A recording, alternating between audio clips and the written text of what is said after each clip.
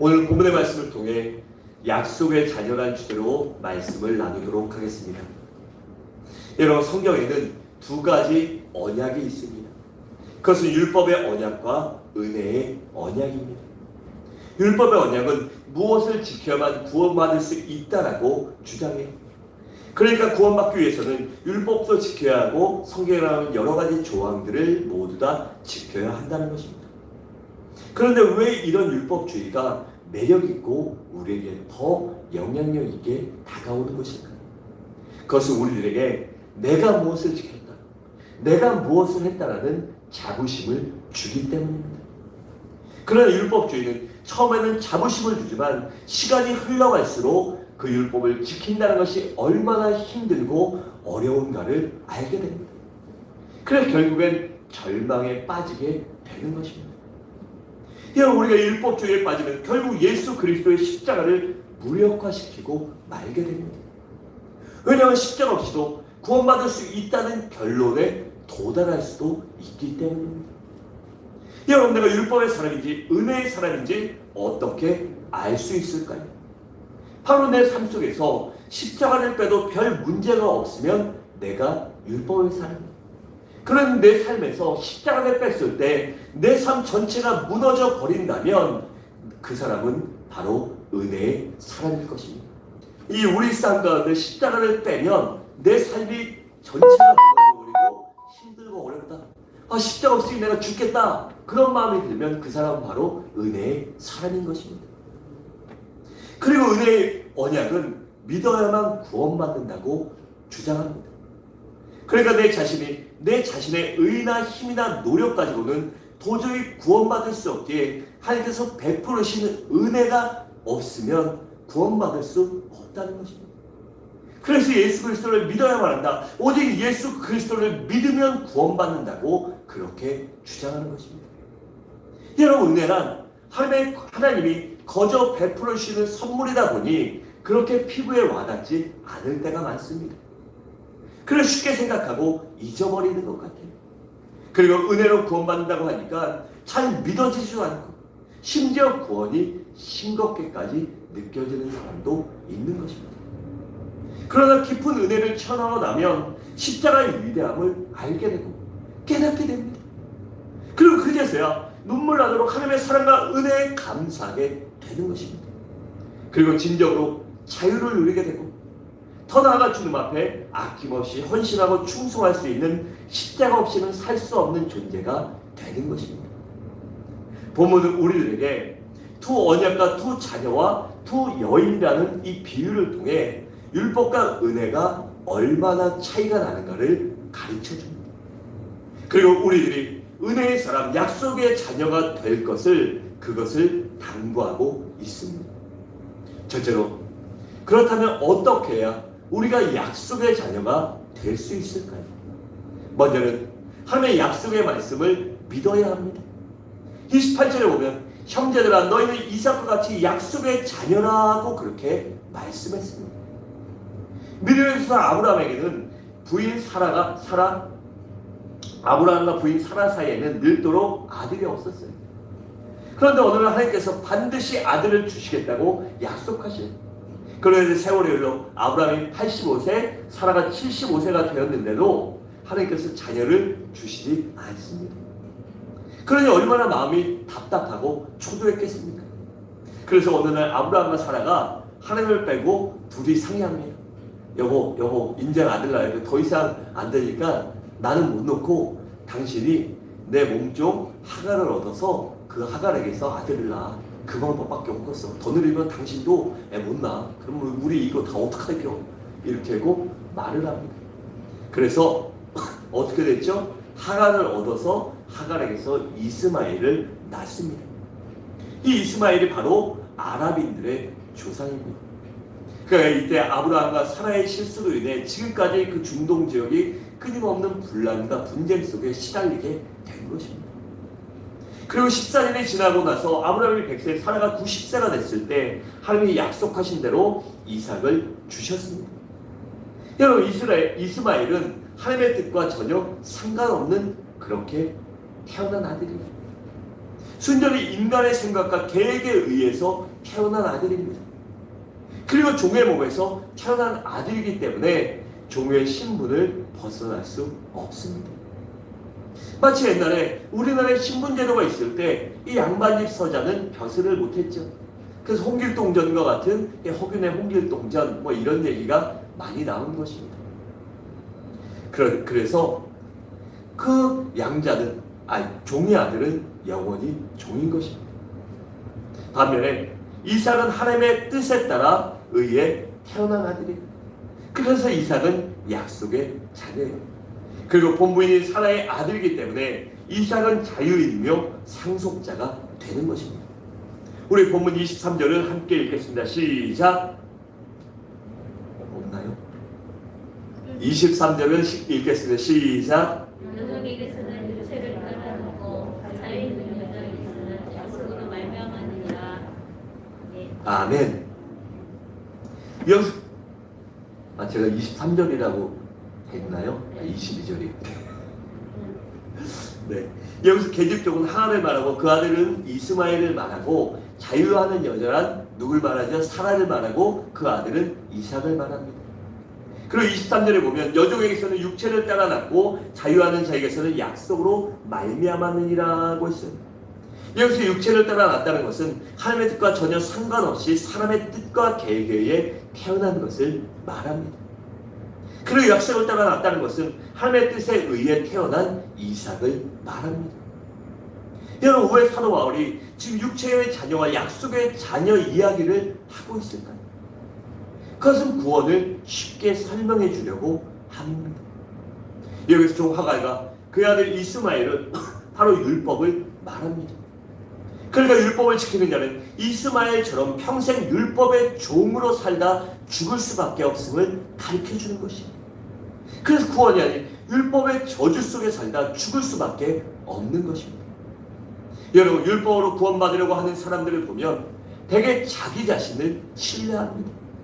자기 의를 주장해요. 자기 공로나 업적을 내세웁니다. 그리고 자기 선행을 자랑하고 모든 것이 기준이 자기가 됩니다.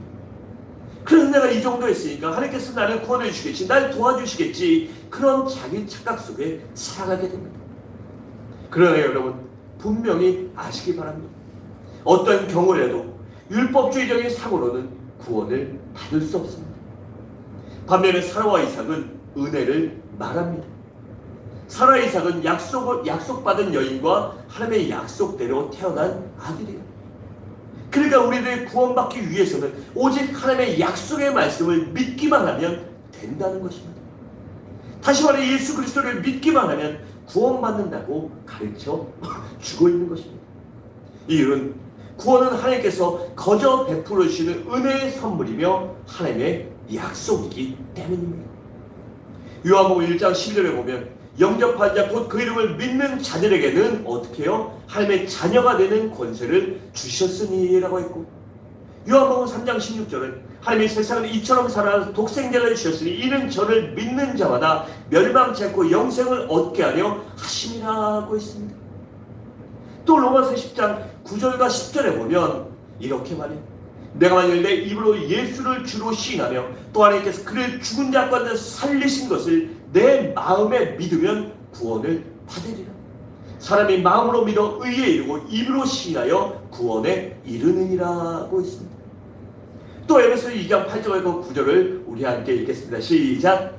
너희는 그 은혜에 의하여 믿음으로 말미암아 구원을 받았으니 이것은 너희에게서 난 것이 아니요 하나님의 선물이라. 행위에서 난 것이 아니니 이는 누구든지 자랑하지 못하게 함이라. 아멘. 이처럼 구원은 은혜로 받은 것입니다. 그리고 우리가 어떻게 해야 구원을 받을 수가 있을까요?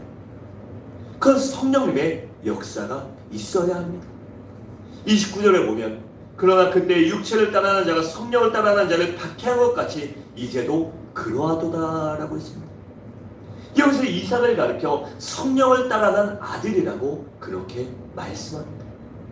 그러니까 하나님의 약속의 말씀을 따라난 자는 다 성령을 따라 난 그러한 성령의 아들, 약속의 자녀가 된다는 것입니다. 왜냐하면 성령님은 삼위일체의 하나님이시기 때문입니다. 성령님은 우리에게 진리를 깨닫게 해주시고 가르쳐 주십니다. 또한 성령님은 우리들이 얼마나 연약하고 더러운 죄인인가를 가르쳐 주십니다. 그리고 예수 그리스도가 바로 하나님의 아들이신 메시아임을 우리들에게 가르쳐 주십니다. 그리고 그 예수님께서 바로 나를 위하여 우리들의 죄를 대속하여 십자가에서 돌아가시고 부활하셨다는 사실을 깨닫고 믿어지게 해주십니다. 더 나아가 그 예수님 앞에 나와 내가 더러운 죄인인 것을 고백하고 회개하고 예수님을 나의 마음의 구세주로 영접할 수 있도록 도와주시는 분이 바로 성령 하나님이시기 때문입니다. 그래서 우리들을 구원시켜 주시고 영생을 주시고 하나님의 자녀로 삼아 주시는 것입니다. 그래서 예수님께서 누구들이 성령으로 거듭나지 않으면 하나님의 나라에 들어갈 수 없다라고 그렇게 말씀하신 것입니다. 그리고 로마서 8장 14절과 16절을 함께 읽겠습니다. 시작. 무릇 하나님의 영으로 인도함을 받은 사람은 곧 하나님의 아들이라. 너희는 다시 무서워하는 종의 영을 받지 아니하고 양자의 영을 받았으므로 우리가 아빠 아버지라고 부르짖으리라. 성령이 친히 우리의 영과 더불어 우리가 하나님의 자녀인 것을 증언하시나니. 아멘. 여러분, 우리는 하나님의 약속의 말씀만 믿으면 구원받아 약속의 자녀가 됩니다. 그리고 성령님의 도우심으로 구원받아 약속의 자녀가 되는 것입니다. 결코 인간의 노력이나 우리의 어떤 행위로 구원받는 것이 아님을 절대 잊지 마시기 바랍니다. 둘째로, 약속의 자녀가 되면 어떻게 살아야겠습니까? 먼저는 핍박을 잘 이겨내야 합니다. 29절에 보면 그러나 그때의 육체를 따라하는 자가 성령을 따라하는 자를 박해한 것 같이 이제도 그러하니라고 했습니다. 그러니까 이스마엘이 이삭을 시기하고 질투하여 괴롭혔다는 것입니다. 여러분 생각해 보세요. 이스마엘 입장에서는 이삭이 태어나기 전까지 아버지의 사랑을 독차지했어요. 뭐 서자는 뭐든 상관없이 그냥 아들 하나니까 얼마나 떠받들고 이뻐했겠어요.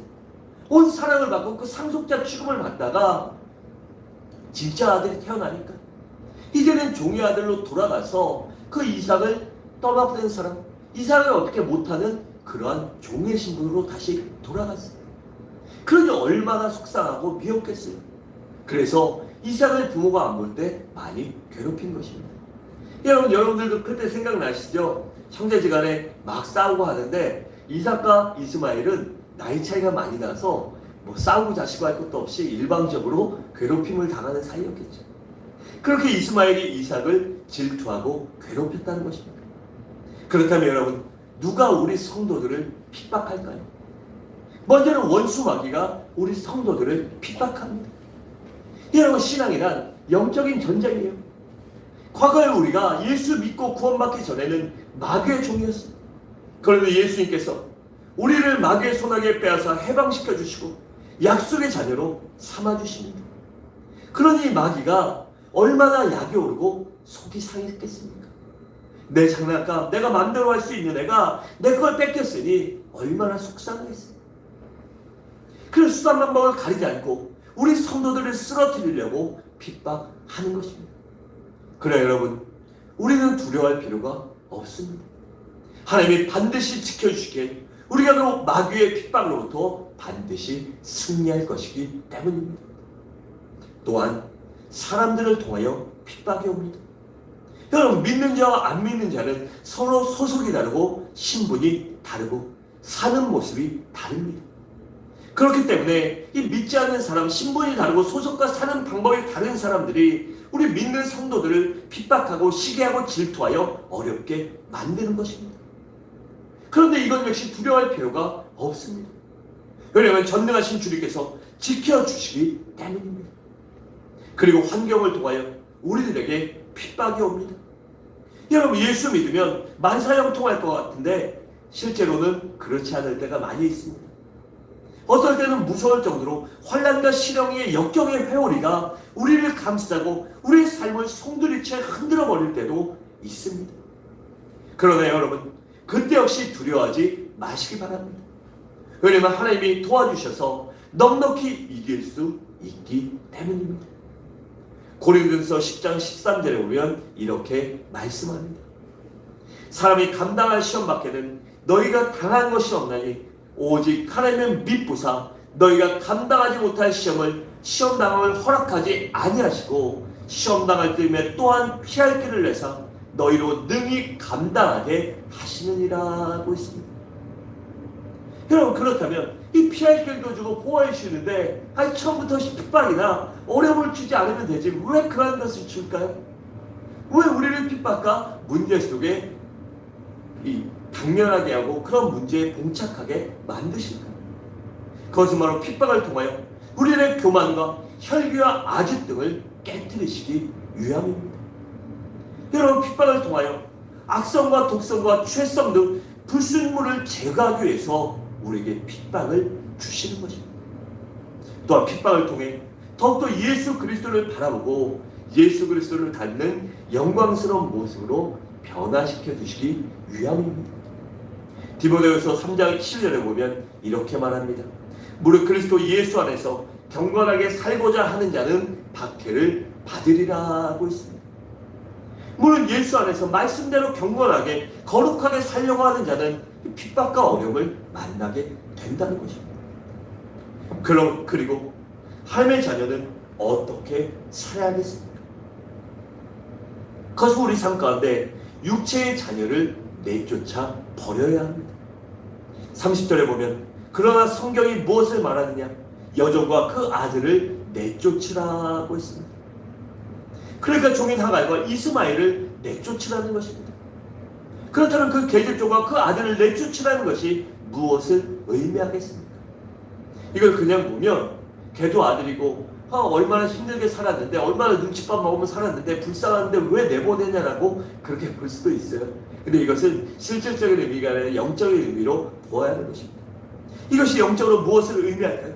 그것은 바로 율법적인 모습을 우리 속에서 제거하라는 것입니다. 그러니까 자기 의를 내세워 보려고 하고 자기를 나타내려고 하고 자기의 공로와 업적을 주장하고 자기 중심적으로 살려는 그러한 태도를 버리라는 것입니다.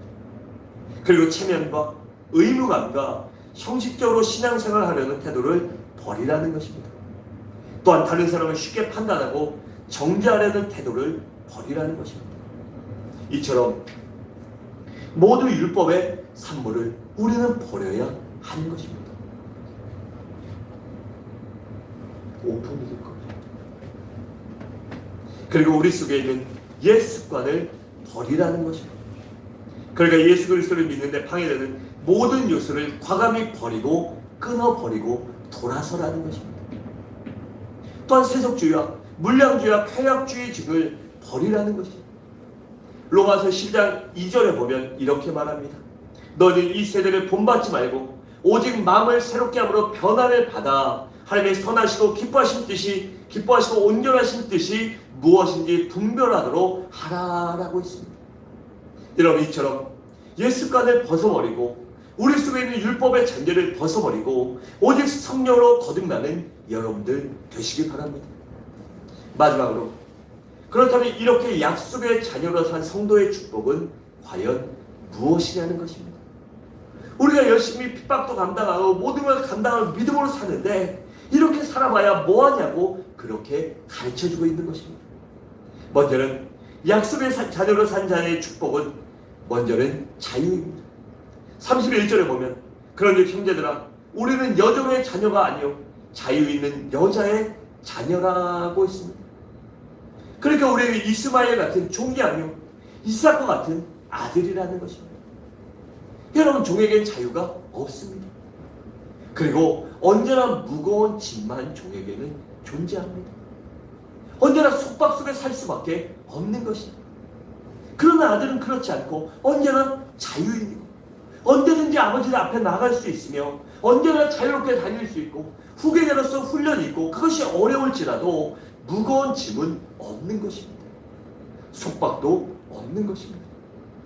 여러분, 우리는 그리스도의 은혜로 자유를 얻은 자들입니다. 그래, 죄로부터의 자유, 고통과 질병으로부터의 자유, 죽음으로부터의 자유, 두려움과 불안과 초조와 걱정으로부터 염려로부터의 자유를 얻었습니다. 또한 미움과 분노와 증오로부터의 자유를 얻은 사람들입니다. 그런데 왜 다시 율법의 종으로 돌아가려고 합니까?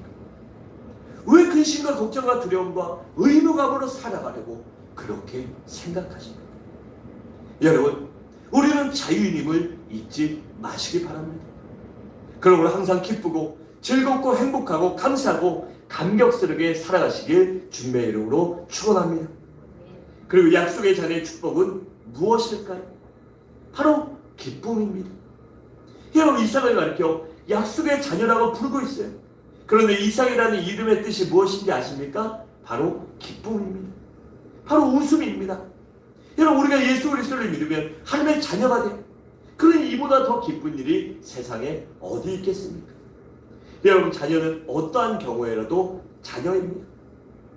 어떠한 경우에 자녀의 신분을 잃어버리지 않는 것입니다. 우리 그때 생각해 보세요. 아무리 부모한테 혼나고 잘못하고 해도 아버지 어머니한테 가서 아버지 죄송해요, 아버지 미안해요, 엄마 미안해요 하고 하면 걔가 진짜로 하든 가짜로 하든 그냥 그 말 한마디에 싹 녹아버리는 게 부모입니다. 이처럼 우리는 하나님과의 아버지 아들과의 관계, 하나님과의 딸과의 관계는 결코 끊어지지 않는 것입니다. 우리가 그 자녀의 신분을 잃어버리지 않는 것입니다. 그러니 우리는 불안할 필요가 없는 것입니다. 왜요? 우리 하늘에 계신 아버지께서, 천부 아버지께서 이 땅의 주관자시고 생사복을 주관하시며 모든 것들의 주인이신 우리 하나님 아버지가 나의 아버지시기 때문입니다. 그러니 여러분, 무엇을 염려하십니까? 그래서 성경에서는 항상 기뻐하라고 그렇게 말씀하신 것입니다. 그리고 약속의 자녀의 축복이 무엇일까요? 그것은 유업을 이어받는 것입니다. 30절에 보면 여종의 아들이 자유 있는 여자의 아들과 더불어 유업을 얻지 못하리라고 했습니다. 여러분, 아들은 이 상속자가 되는 것입니다. 이삭은 아버지 아브라함의 믿음도 상속받았고 가문도 상속받았고 재산도 상속받은 것입니다. 이와 같이 우리가 하나님의 자녀가 되면 하나님의 상속자가 되는 것입니다. 여러분, 그래서 우리가 신앙의 상속자가 되고 축복의 상속자가 되고 천국의 상속자가 되고 능력과 권세의 상속자가 되고 섬김과 사랑의 상속자가 되는 것입니다. 그래서 하나님과 예수 그리스도의 삶을 닮아갈 수 있는 그 능력을 가져다 쓸 수 있는 사랑으로 변화되고 거듭나게 되는 것입니다. 여러분, 우리가 하나님의 약속의 말씀을 믿고 구원받아 하나님의 자녀가 되면 자유인이 되고 기쁨의 주인공이 됩니다. 상속자가 되는 것입니다. 사랑하는 성도 여러분, 말씀을 마치도록 하겠습니다. 우리 모두 율법을 버리고 은혜의 사람, 믿음의 사람, 약속의 자녀가 되시기 바랍니다. 그래야 하나님의 유업을 받고 하나님의 유업을 누리는, 하나님의 많은 것들을 이어받는 상속자가 되는 우리 서부중앙의 귀한 성도들이 되시기를 주님의 이름으로